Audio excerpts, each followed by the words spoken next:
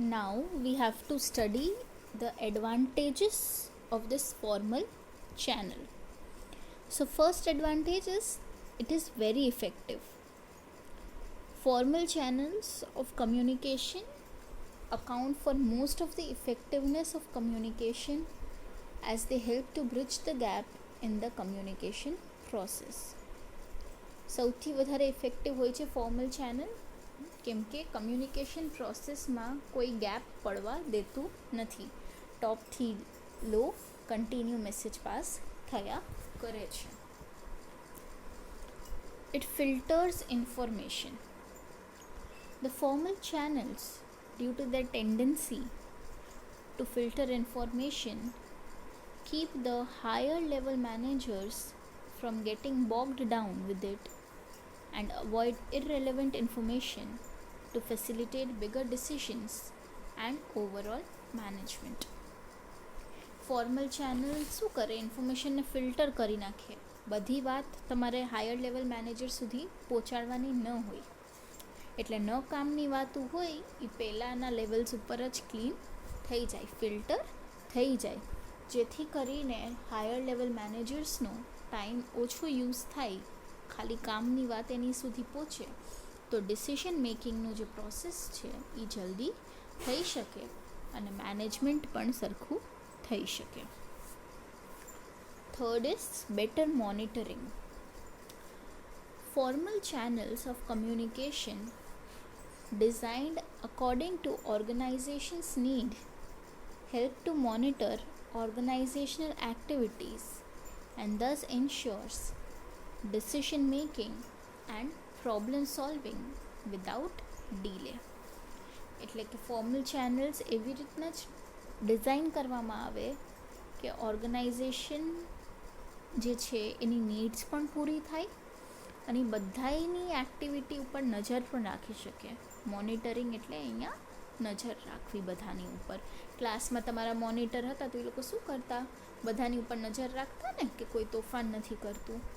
એવી જ રીતના અહીંયા પણ મોનિટર કરવામાં આવે છે, નજર રાખવામાં આવે છે કે બધી એક્ટિવિટી પ્રોપર થાય, પ્રોબ્લેમ વગર થાય, કોઈની કંઈ તકલીફ હોય તો તરત સોલ્વ કરી શકાય, જેથી કરીને ડિસિઝન મેકિંગ અને પ્રોબ્લેમ સોલ્વિંગમાં જરાય પણ વાર લાગે નહીં અને સ્મૂધ ફ્લો ઓર્ગનાઇઝેશનનો ચાલે રાખે. Fourth advantage is good atmosphere. Good formal channels of communication reflect professionalism, consolidate the organization, and also keep the managerial personnel in control. સારું એટમોસ્ફિયર હોય, ફોર્મલ ચેનલ ફોલો થતી હોય તો ત્યાંનું પ્રોફેશનલિઝમ દેખાય છે. ઓકે, ત્યાં બધાની નજર, બધા ઉપર મેનેજરની નજર રહે છે અને પ્રોફેશનલિઝમ હોય તો બધાની ઉપર મેનેજરની નજર રહેતી હોય તો બધા લોકો પણ કંટ્રોલમાં રહેતા હોય. બધા લોકો કંટ્રોલમાં રહેતા હોય તો ઓટોમેટિકલી એક સારું એટમોસ્ફિયર બિલ્ડઅપ થઈ જાય છે. એટલે આ એના 4 એડવાન્ટેજીસ છે: effective, filter information, better monitoring અને ગુડ એટમોસ્ફિયર. પછી આપણે સ્ટડી કરવાના છે એના ડિસએડવાન્ટેજીસ, એ પણ 4 છે. સૌથી પહેલું time consuming. Formal channels of communication often lead to delays. The information or message to be transmitted has to pass through a formal route, due to which it not only consumes more time but also may not directly reach the person for whom it is meant. ખૂબ time consuming છે, એટલે ઘણી વખત મોડું થઈ જાય કામમાં, કેમ કે તમારે એક ફોર્મલ રૂટ પ્રોસિજર ફોલો કરવી પડે છે અને એમાં કોઈ શોર્ટકટ નથી કે તમે ડાયરેક્ટલી જઈને ટોપ લેવલના લોકો સાથે વાત કરી શકો. જે ફોર્મલ રૂટ હોય એ ફોલો કરવામાં ટાઈમ નીકળી જાય છે, એટલે ઘણી વખત આ બહુ ટાઈમ કન્ઝ્યુમિંગ પ્રોસેસ પણ થઈ જાય છે. Second is deter free flow of information. Formal channels deter the free flow of information. Too many formalities inhibit the natural flow of information.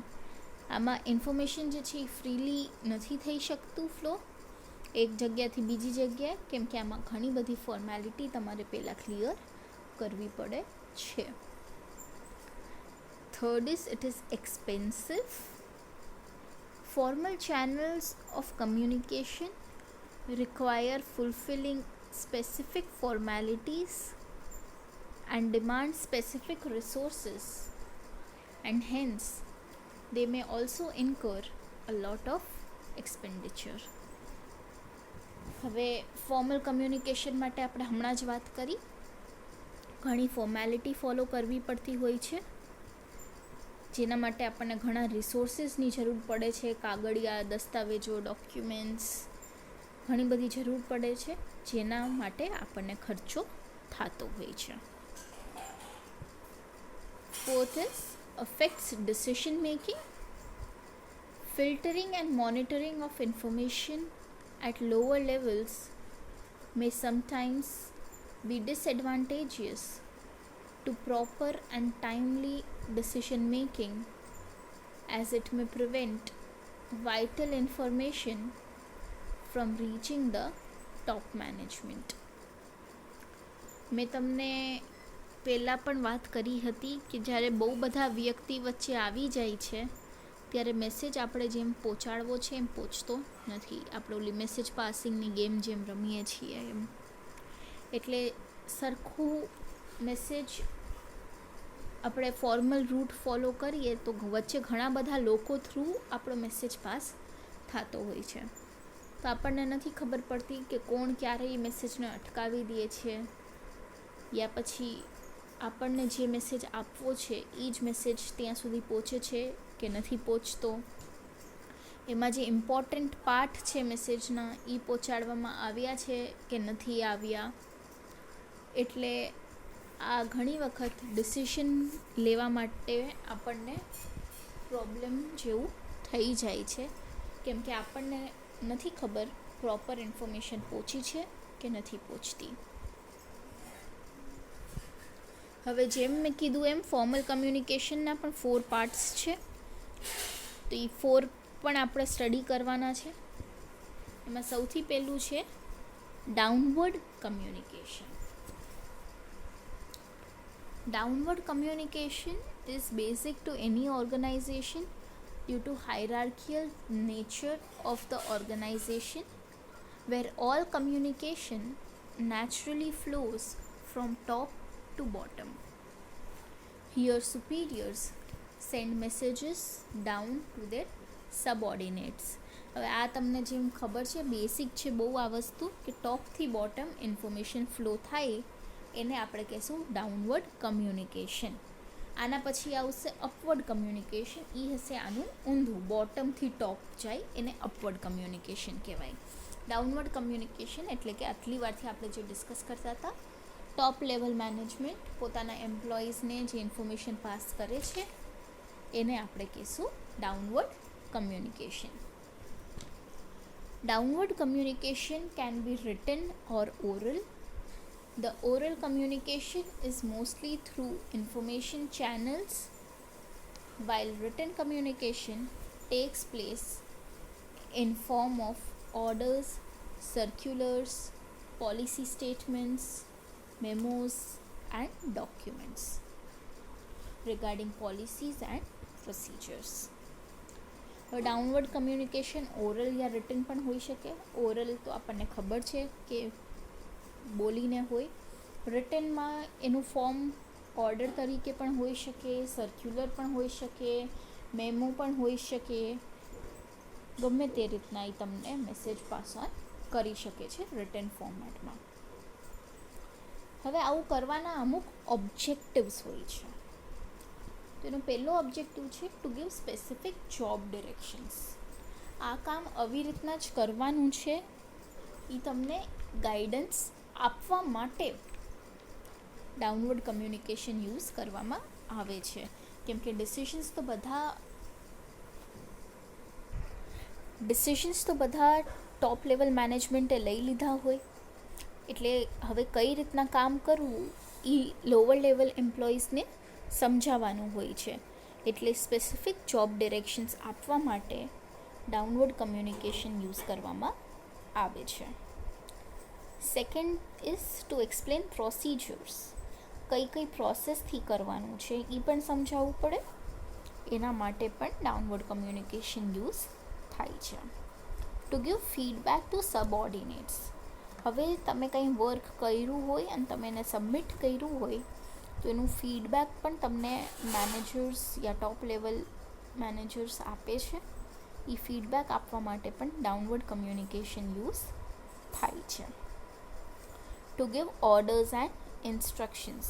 એ તો આપણને ખબર છે કે ઓર્ડર્સ યા ઇન્સ્ટ્રક્શન્સ આપવા માટે પણ તમને મેમોઝ, નોટિસીસ આપવામાં આવે છે. એ રિટન ફોર્મેટમાં કે પછી ઓરલ ફોર્મમાં તમને અપાય છે. આ બધા કારણોસર ડાઉનવર્ડ કમ્યુનિકેશન ખૂબ જ જરૂરી છે. હવે આની અમુક લિમિટેશન પણ આવી જતી હોય છે, જેમ કે ડિસ્ટોર્શન ઓફ મેસેજ જે છે એ તમને ક્લિયર મળતો નથી, કેમ કે ઘણા લોકો વચ્ચે છે એટલે મેસેજ જે છે એ ભાંગી જવાનો કે અધૂરો મેસેજ મળવાનો ચાન્સ રહે છે. લોસ ઓફ ઇન્ફોર્મેશન પણ મેં તમને કીધું એમ કે પૂરી ઇન્ફોર્મેશન તમને મળતી નથી. Delay in communication. આ એક ફોર્મલ રૂટથી જ્યારે તમને મેસેજ મળે છે ત્યારે કદાચ કોઈક વખત મેસેજ મળવામાં તમને મોડું થઈ જાય છે. ઇમિડિયેટલી તમને મેસેજ મળતો નથી. Under communication or over communication due to intervening superiors. કેમ કે આ એક ફોર્મલ રૂટ ફોલો કરે છે એટલે ઘણા બધા તમારા સુપિરિયર્સ એમાં વચ્ચે આવશે જ્યાં તમને મેસેજ પહોંચાડવો છે એની પહેલાં. એટલે એ હોઈ શકે થોડીક જ વાત કરે યા પછી એમાં મિર્ચ મસાલા નાખીને રાઈનો પહાડ બનાવીને વાત કરે. એના લીધે પણ તમને આ પ્રોબ્લેમ ભોગવવી પડી શકે છે. એટલે ઓછી વાત કરે તો એને અંડર કમ્યુનિકેશન કહેશું, અને રાઈનો પહાડ બનાવે તો એને આપણે ઓવર કમ્યુનિકેશન કહેશું. ઇન્ટરવેનિંગ એટલે ઇન્ટરફેર કરે છે. Prevents subordinates from participating in the decision making process. હવે ડાઉનવર્ડ કમ્યુનિકેશન જ થતું રહેશે તો જે લોઅર લેવલ એમ્પ્લોઈઝ છે કે જે સબઓર્ડિનેટ છે એ લોકો પોતાના આઈડિયાઝ ડિસિઝન લેવા ટાઈમે આપી નહીં શકે, જેથી કરીને એ લોકોના માઇન્ડમાં કંઈક પ્રોફિટેબલ આઈડિયા હોય છે તો એનો બેનિફિટ કંપનીને મળતો નથી. તો આ હતું ડાઉનવર્ડ કમ્યુનિકેશન, એટલે જેમાં ઉપરથી નીચે તમારું કમ્યુનિકેશન ફ્લો થાય છે. ઓકે, ટોપ લેવલથી બોટમ લેવલ સુધી આ ઓરલ અને રિટન ફોર્મેટમાં હોઈ શકે છે. એના ઓબ્જેક્ટિવ્સ હોય છે to give specific job directions, to explain procedures, to provide feedback to subordinates and to give orders and instructions. જ્યારે કે એની લિમિટેશન્સ હોય છે distortion of message, loss of information, delay in communication, under communication or over communication due to intervening superiors, and it prevents subordinates from participating in the decision making process.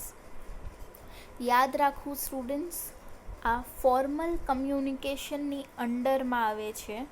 Communication ચેનલના main બે જ part છે, formal અને informal. પહેલાં આપણે formal સમજ્યું, એના advantages અને ડિસએડવાન્ટેજીસ સમજ્યા, અને પછી આપણે એની અંદરની જે 4 કેટેગરીની વાત કરી હતી, ડાઉનવર્ડ, અપવર્ડ, હોરિઝોન્ટલ અને ડાયગોનલ, એમાંથી આપણે આ પહેલો પાર્ટ કર્યો ડાઉનવર્ડ. હવે આપણે આના બીજા 3 પાર્ટ કરવાના છે, અપવર્ડ, હોરિઝોન્ટલ અને ડાયગોનલ. એ આપણે નેક્સ્ટ સેશનમાં કરશું. પણ by that time I want you all to write these things. અને જે સ્પેસિફિકલી ઓલો કમ્યુનિકેશન ચેનલનો જે ડાયાગ્રામ છે એ કરવાનો જ છે, એમાં કાંઈ ચાલી શકે એમ છે જ નહીં. અને પ્લીઝ હું તમને ફરી એક્સપ્લેન કરું છું, આ ડાયાગ્રામ બહુ સરખી રીતના યાદ રાખી લ્યો. ચેનલ્સ બે જ છે, ફોર્મલ અને ઇનફોર્મલ. ફોર્મલના આ 4 પાર્ટ્સ છે, this and this. અને ઇનફોર્મલના 4 પાર્ટ્સ છે, single strand, group or gossip chain, probability chain અને ક્લસ્ટર ચેન. આપણે આ બધાને ડિટેલમાં સ્ટડી કરવાના છીએ. ફોર્મલને પણ કરવાના છીએ, ઇનફોર્મલને પણ કરવાના છીએ અને બાકીના આ બધાને પણ આપણે સ્ટડી કરવાનું છે. એટલે પ્લીઝ મેક શ્યોર કે તમને આ બહુ સરખી રીતના સમજાઈ જાય અને આમાં તમે કોઈ જાતનું કન્ફ્યુઝન રાખતા નહીં. આટલા આપણે સમજી લેશું એટલે તમારું આ ચેપ્ટર કમ્પ્લીટ થઈ જશે. અત્યારે આપણે ફોર્મલ સમજ્યું અને ડાઉનવર્ડ સમજ્યું છે. બાકીના જે રહી ગયા છે, upward, horizontal, diagonal, informal, single strand, group or gossip chain, probability chain અને ક્લસ્ટર ચેન, એ આપણે નેક્સ્ટ સેશનમાં સમજીને ચેપ્ટરને કમ્પ્લીટ કરશું. If you have any doubts students, please don't forget to note it down. ફરી કહું છું, વિડીયો ટાઈમ ટુ ટાઈમ જોતા રહેજો, નહીતર પછી સમજવું અઘરું થતું જશે, બધું એકસાથે કોપઅપ થશે નહીં. Okay, see you all in the next session. Please make sure if you have any doubts, you don't forget to note it down.